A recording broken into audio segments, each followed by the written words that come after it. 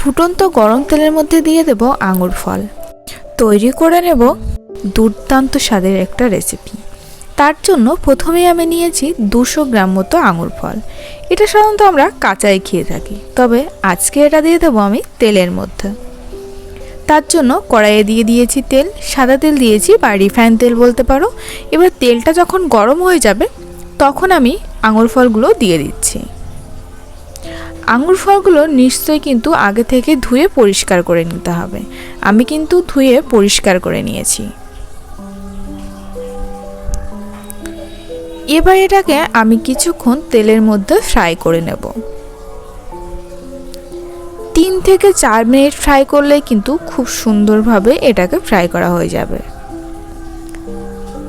কিছুক্ষণ নাড়াচাড়া করার পরে দেখো কালারটা কত সুন্দরভাবে চেঞ্জ হয়ে যাচ্ছে।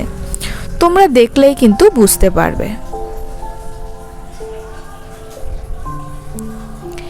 এবারে আঙুর ফলগুলোকে আমি তুলে নেব। তুলে দিয়ে দেব জলের মধ্যে। একটা পাত্রে আমি ঠান্ডা জল রেখে দিয়েছি, সেই জলের মধ্যে আঙুর ফলগুলো দিয়ে দিচ্ছি। একে একে ছাঁকনির সাহায্যে একটুখানি তেল ঝরিয়ে আঙুর ফলগুলো তুলে নিলাম। এবার আঙুর ফলগুলো কিছুক্ষণ ঠান্ডা করে নেব। জলের মধ্যে দেওয়ার জন্য কিন্তু তাড়াতাড়ি ঠান্ডা হয়ে যাবে, আর এর মধ্যে যে তেল তেল ভাবটা রয়েছে সেই তেল তেল ভাবটাও কিন্তু অনেকটাই কেটে যাবে। এবার আঙুর ফলগুলোকে ডাল থেকে ছাড়িয়ে নিচ্ছি।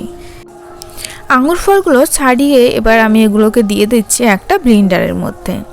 শুধু আঙুর ফলগুলো কিন্তু নয়, এর সাথে অ্যাড করব আরও কিছু। এখানে দিয়ে দিচ্ছি আমি চীনাবাদাম, তারপর দিয়ে দেব কাজু বাদাম, আর দিয়ে দিচ্ছি এখানে একটুখানি পেস্তা বাদাম। 7 থেকে 8টা হবে। তোমরা চাইলে কিন্তু আরও ড্রাই ফ্রুট অ্যাড করতে পারো। তারপর দিয়ে দেবো 1 চামচ চিনি। চিনিটা দিয়ে এবার এটাকে ব্লেন্ড করে নেব। দেখো কতটা সুন্দরভাবে কিন্তু ব্লেন্ড করা হয়ে গেছে। এবার এটাকে আমি সাইডে সরিয়ে রাখবো, আর এর মধ্যে কড়াইয়ের মধ্যে দিয়ে দেব একটুখানি ঘি।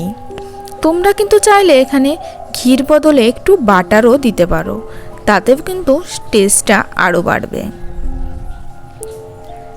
ঘিটা গলে যখন গরম হয়ে যাবে তখন এর মধ্যে দিয়ে দিচ্ছি আমি 1 চামচ চিনি। চিনিটা দিয়ে কিছুক্ষণ নাড়াচাড়া করে নেব।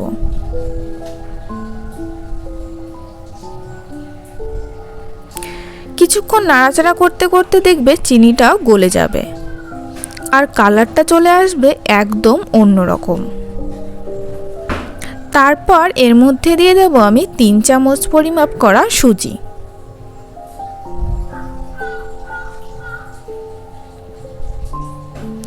তিন চামচ সুজি দেওয়া হয়ে গেলে এবার এটাকে কিছুক্ষণ আমি ভেজে নেব।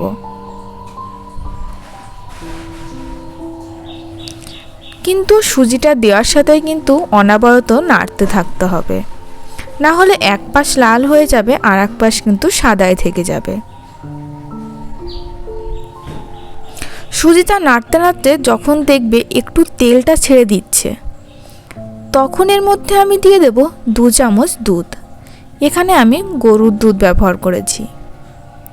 তোমরা চাইলে একটু আমল দুধটা গুলিয়েও ব্যবহার করতে পারো।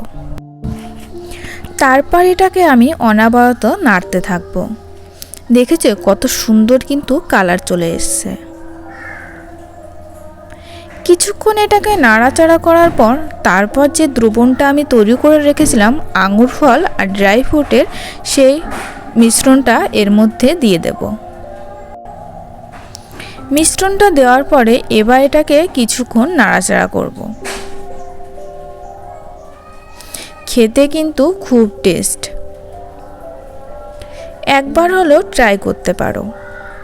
তারপর এটাকে নাড়াচাড়া করার পরে অ্যাট লাস্ট দিয়ে দেবো সামান্য একটুখানি লবণ।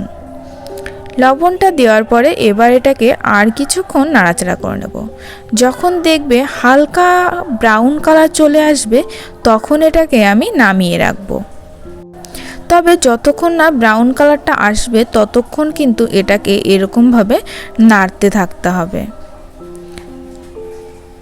দেখো কত সুন্দর কালার চলে এসছে। এবার একটা প্লেটে আমি এটাকে তুলে নিচ্ছি। আর যে প্লেটে তুলবে সেখানে কিন্তু আগে থেকে সামান্য একটু তেল ব্রাশ করে রাখবে। এবার এটাকে আমি চৌকো করে খুব সুন্দরভাবে সেট করে দিচ্ছি। সেট করে এটাকে আমি ফ্রিজে রেখে দেব আধ ঘন্টার জন্য। আধ ঘন্টা পরে ফিরে আসছি। কত সুন্দর কিন্তু কালার হয়েছে। এবার এটাকে আমি কেটেও দেখাচ্ছি। তোমরা কিন্তু চাইলে এটাকে অনেক দিন সংরক্ষণ করেও খেতে পারো, তবে যদি খেতে শুরু করো তাহলে কিন্তু আর থাকবে না। আশা করছি একবারে শেষ হয়ে যাবে। তাহলে দেরি না করে আজকেই কিন্তু এটা ট্রাই করতে পারো। আশা করছি কম বেশি সবার খুব ভালো লাগবে। আর ভিডিওটা শেষ পর্যন্ত দেখার জন্য সবাইকে ধন্যবাদ।